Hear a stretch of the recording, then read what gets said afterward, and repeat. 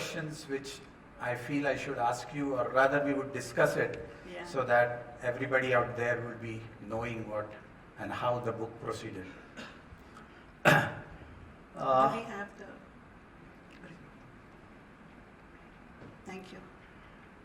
So going back to basics, a mother is the female parent of a human being, and a woman in relation to a child or children to whom she has given birth is called as a mother. This is the definition given by the dictionary, which for all of us is quite simple to understand.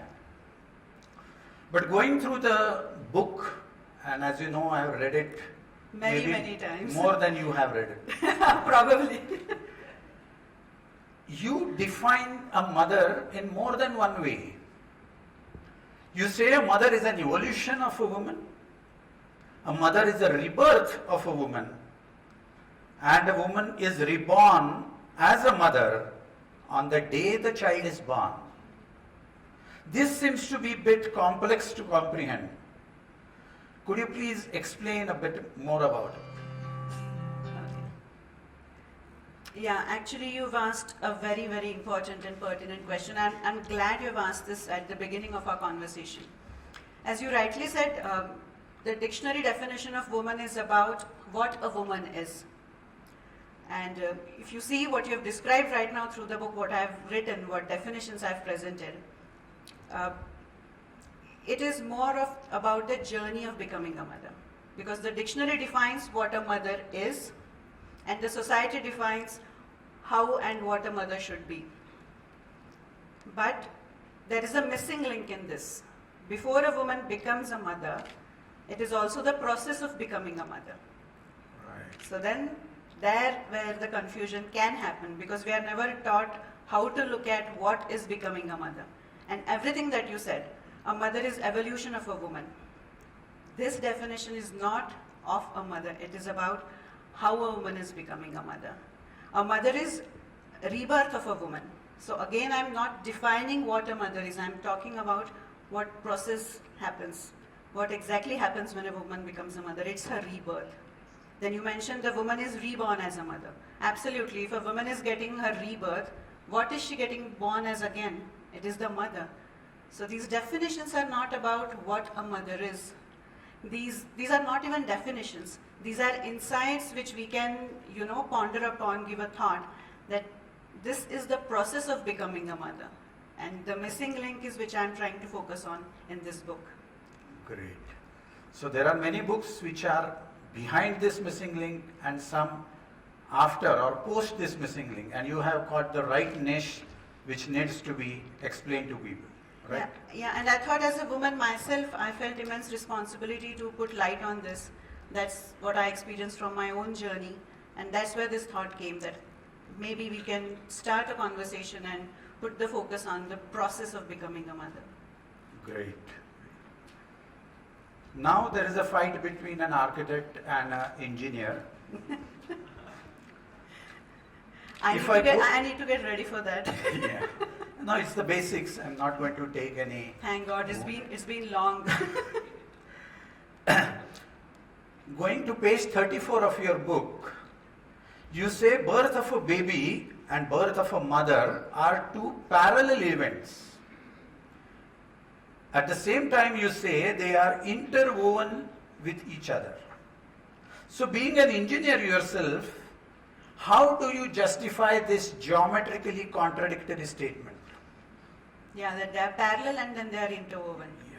So I knew only an architect can, really understand the subtlety in that description, and you were the person to catch it. But I'm glad you put light on that. Now, yes, absolutely, if you think from logical terms, from the geometry, the physics, everything, this will not make any sense. That birth of a baby and birth of a mother are parallel events, yet they are interwoven with each other. So what do I really mean by that? If you see, you don't have to look at it from the lens of physics, geometry, logic, what we've been taught up till now. Now just imagine a baby is getting born. The baby is getting born from the physical womb of the mother, of the woman. And then where is the mother coming from? She's coming from the emotional, mental and spiritual, which is a realm which we cannot see. Wow. So the woman is the space. From that physical space, the baby is getting born, whereas the realm which we cannot see is from where the mother is getting born. But both these events are parallelly happening on the same fabric of the woman. So the space, the fabric is the same. So even though the events are parallel, they are interwoven in the fabric of the woman. And that's why I mentioned this in the book.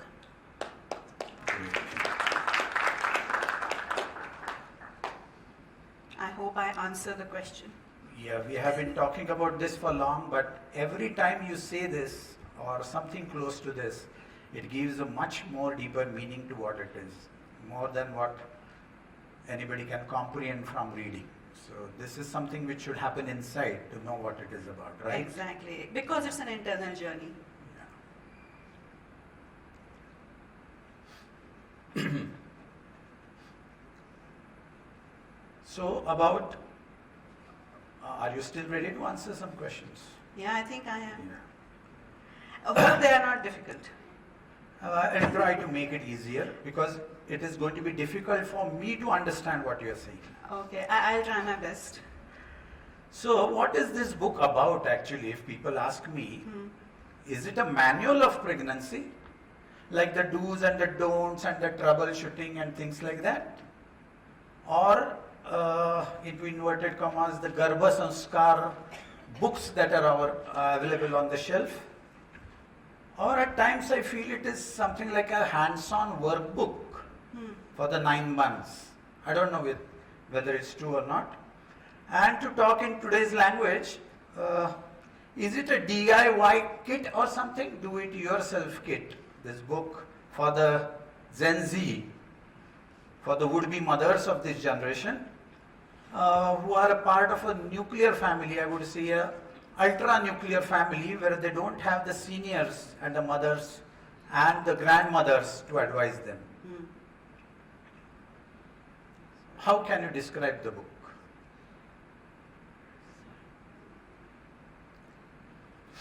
So that's a great question actually.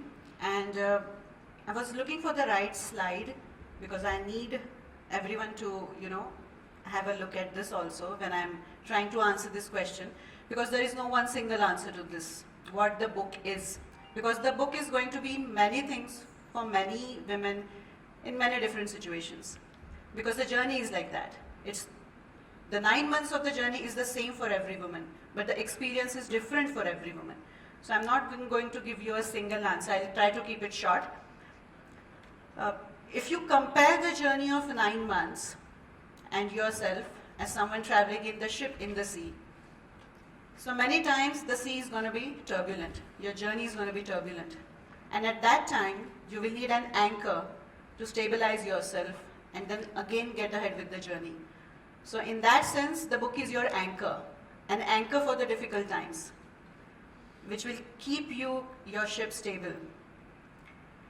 If you think of the book from the terms of your internal process, your emotional evolution, your mental health and all those aspects, then the book is like a counselor, not even a counselor, a guide to you, where you can relate with your emotions, evolve with them, and then navigate through these 9 months with more mental strength and more emotional composure. In that sense, it will give you your own companion, it will give you your own space to evolve. So if you are in that zone during the journey, the book will be your companion in building your own strength, emotional, mental and spiritual.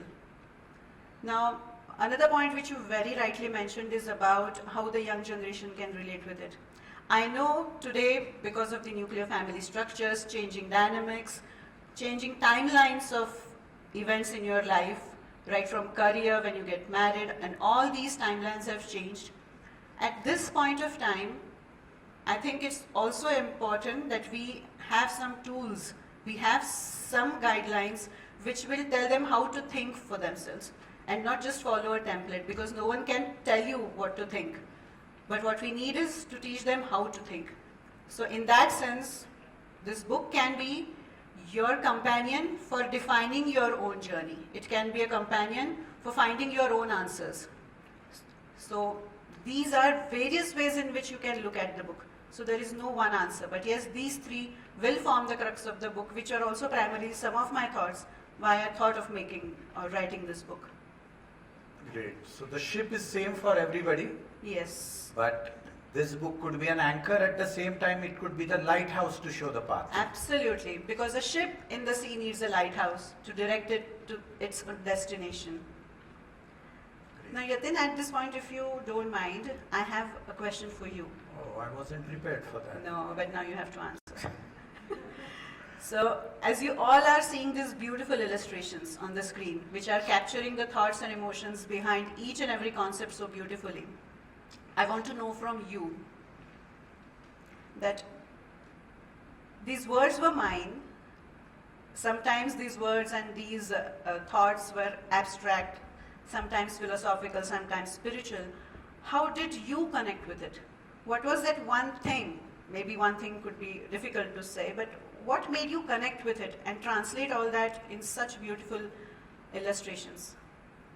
Yeah, again, maybe I'll need hours to answer this. I know. Because it is a process, as the book is also a process. If you remember in the initial stages, when this book was still brewing, our interactions were telephonic. Yeah. We hardly had time to meet Yes. and discuss across the table. And That happened much later. Yeah, and it was not like there was a data, there was something objective that you give me and we just make a diagram. So it was not that. But fortunately, the first synopsis or the core idea of the book which came to me, while you were talking, the illustrations were happening. I mean, I was like doodling on a paper with the phone on my ears. This is the training what architects are or designers are, that we believe more in graphics or infographics more than words. So this translating the language, the verbal language, into a visual language is what I have been doing for years. But maybe this was the first time that I was inspired by a book which was nowhere close to my field or profession, but where I could translate it into these illustrations. So you were authoring your words and parallelly I was authoring the sketches. Thanks to you for giving me that kick to do those sketches.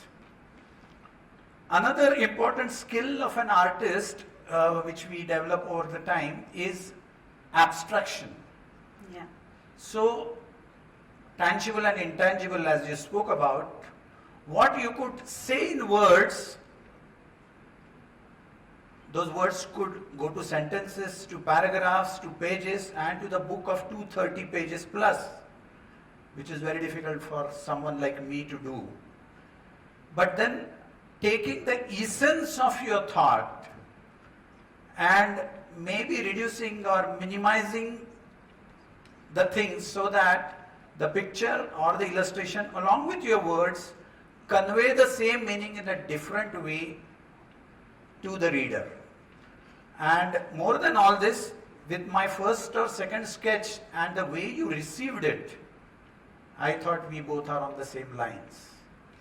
And this acceptance actually kick-started a series where I started this journey as a ship, which has a compartment of 3 parts, and then it came, whether it was the words first or the sketch first, they both sailed in the same boat, you can say. And we had the first trimester, the second trimester, and third trimester. Evolved, And then I didn't have to do the sketches, they just flowed as your words came in. Thanks to you. And as you rightly said, they literally merged.